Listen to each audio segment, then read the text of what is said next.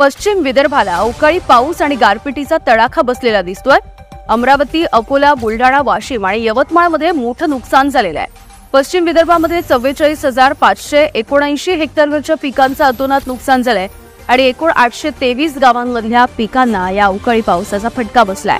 तर सर्वाधिक बुलढाण्यामध्ये 21,768 हेक्टरवरच्या पिकांचं मोठं नुकसान झालंय। त्यानंतर अमरावती विभागीय आयुक्त कार्यालयाची प्राथमिक आकडेवारी आपण बघतोय। अमरावती विभागीय आयुक्त कार्यालयाने ही प्राथमिक आकडेवारी जाहीर केली आहे। नाव सांगा तुमचं आता। हे आमचे कास्तकार व्हायचे श्रीराम ठक, हे रात्री जखमी झालेले आहे गारपिटीने। हे पूर्ण शेतातली गार आहे, पूर्ण गार आहे। रात्री 2:30 वाजता गार आलेली आहे वाई इथे कारंजा तालुक्यामध्ये। हे पाखर पक्षी सुद्धा इथं पडलेले आहे, पूर्ण पक्षाने सुद्धा जीव गमावलेला आहे। सर्व नुकसान झालेलं आहे।